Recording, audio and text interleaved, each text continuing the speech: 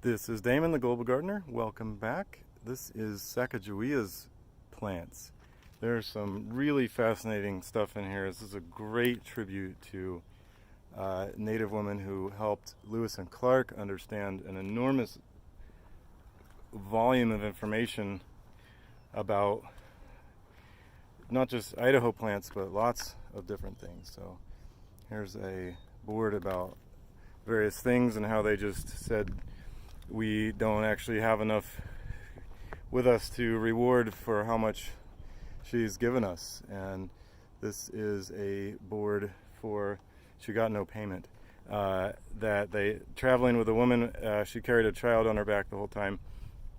They were seen as a peaceful troop with Lewis and Clark, and the natives, any tribes they encountered would see them as peaceful.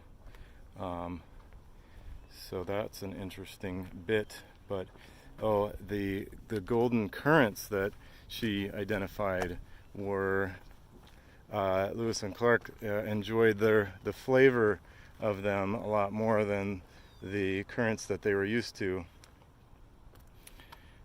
The ones they were familiar with, the like European ones. So this later, I guess it's August. So here's the remainder of the leaves and the golden currants. And yes, what a wonderful tribute. Also, like, not just what was edible, but what medicinal properties various plants had. So yeah, a huge volume of knowledge that I hope continues onward, and that these plants get used for what they are here to contribute, and they get valued for that. Here are some choke cherries. This is one of the edibles. They're astringent. They're kind of, they make your mouth stick together. And the fruit's pretty good. You spit out the seeds, and I think it's mainly the skin that's astringent. But the skin also has a lot of minerals, nutrients, and anthocyanins and things like that, like what wine grapes have. So here's another board about their journey and the valuable plants that they identified and found along the way, that Thomas Jefferson sort of sent them on their journey and was interested to see what they found out. And then, yeah, Meriwether Lewis learned about plants at an early age from his mother. So there's that. Here's a western serviceberry. Again, it's August, and these are more known as more of like a Juneberry. So they're quite dried out now and not really useful. But the choke cherries are absolutely loaded. And I had mentioned in the other video, I didn't know if the Hawthorn berries were edible. So I looked further into it, and in fact, and indeed, they are edible. Here's a placard on when the natives encountered the explorers, and mostly peaceful. And then there was a time where natives tried to steal the horses and guns of the explorers, and a couple of the natives ended up dying. Let's see, I was looking for the Hawthorn, and I got enamored with the board called The Name Game about plants of the prairies. Another really neat area they've put together. Here's some elderberries that are loaded over there. Let's see, Sambucus. I don't know if you can see the berries. Lots of different plants in the rose family, and lots of different kinds of roses and rose hips. And here's a Douglas hawthorn up there with berries on it, and these rose hips are all going to be edible. Like, even apples are in the Rosaceae family. If you think about it, they're kind of like a different version of rose hips. And Let's see, lots of sages over here because we're in sort of a we're in native yet also like drought tolerant, obviously, because Idaho is pretty dry in the growing season. So most of these do well without water, additional water. Although if you're putting them in a landscape, to get them started, you're going to need to water them regularly. There's more about how natives know the plants. And here's a Douglas hawthorn that's loaded with berries. And we're going to try them out. I had one before just to kind of see. They're not that flavorful. Like I could see if you were like thirsty and starving, that those would be amazing. And a little seed.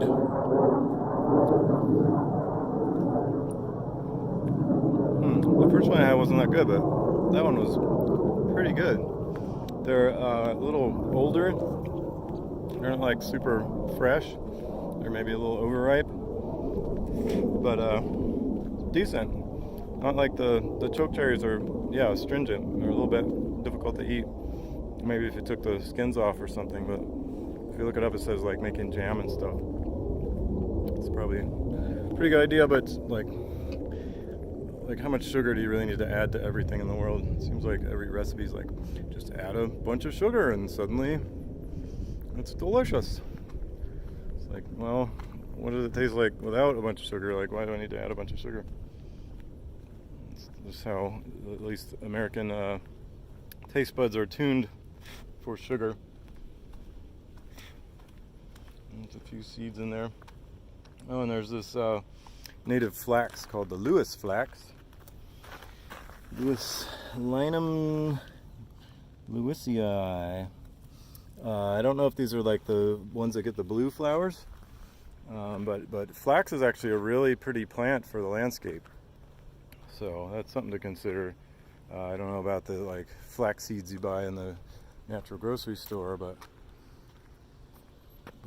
flax is a lovely plant, the ornamental kind. What is this? Some kind of hummingbird sage sort of deal here. I don't see a name for it. Daisies. It's like such a big patch. Probably maybe overgrew. Oh, hummingbird trumpet. Yeah, that's very appropriate. Zalcenaria garretii. You can hear it's full of bees. That's a lovely ground cover, a very robust patch. Goodness. There's actually some morning glory growing in here, some convolvulus, something to watch out for. It can kind of take over if you don't manage it. Is that a 9-bark? No, those are currants, although let's see. Firecracker penstemon. No, the penstemon are gone. These are some kind of currant where the names are not with them, so it's hard to know exactly what. There's a weird sculpture. There's more Lewis flax. And you can hear the rumblings of the waterway. Plants of the wetlands. So here we've entered a new territory, going straight from the dry native garden to the wetland garden. These are Oregon grape, Mahonia. Another one I don't know its edibility of those. I think I remember not, but I can't remember exactly. But you're welcome to comment if you know anything about the edibility of Mahonia Oregon grape. And I don't know if they're called Oregon grape in Idaho here, but this water is very clean, and it's gurgling through, and when it gets down to the cattails and stops moving, it's less good. But video phone is giving me messages that it's getting hot because I've been videoing a lot and I have it out in the sun here, so it may cut off at some point. Here's a Firewise garden. Speaking of heat, it's like 90 something degrees today. Boise, Idaho. Okay, Liatris. You've seen my other video on Liatris. Wonderful, wonderful plant. I thought it needed a lot of water, and they're saying here it's a Firewise plant, so maybe fire renews a lot of plants, like Buddleia. If that burns to the ground, it's going to come back from the roots. There's a lot of plants in here, but it's windy, so, and I don't have the sock for the microphone, so apologies for the extra noise. Here's Rudbeckia, fire-resistant native plants. Rudbeckia is a nice bright one that spreads around. This is really a lovely, lovely tree that has incredible flowers. I believe I've seen this in Arizona. What is this? Desert willow, Chelopsis linearis. That's fantastic. It's almost as pretty as me. And they have a little bit of scent. And I don't know why this is zone 2. I didn't read the whole description of the Firewise thing, because I'm sure my phone's gonna stop at any moment. But greenhouses and sort of a green roof exhibit here.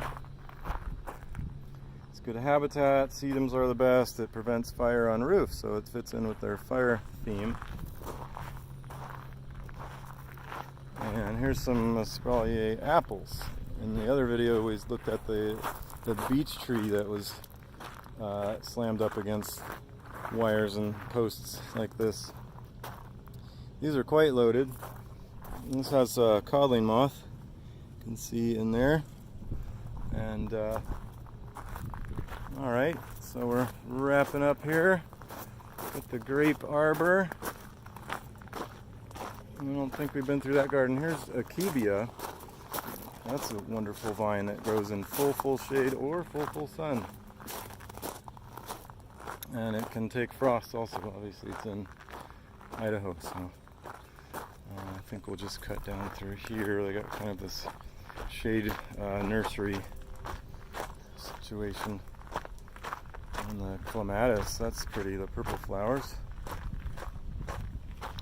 And they got more herbs through here, lavenders. Oh, I see a whole family of quail. And I probably need to, I don't know if I can get out this way.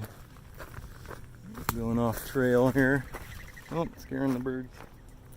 Yeah, I gotta go back the other way. So this has been Damon, another edition of the Global Gardener, checking out a botanic garden in places around the world. That's the penitentiary, the old penitentiary of Idaho Penitentiary in the Idaho Botanic Garden in Boise, Idaho. So I'm signing off this edition, and with this cluster of plums, I'm wishing you happy gardening and looking forward to seeing you in my other videos of botanic gardens and wonders around the world.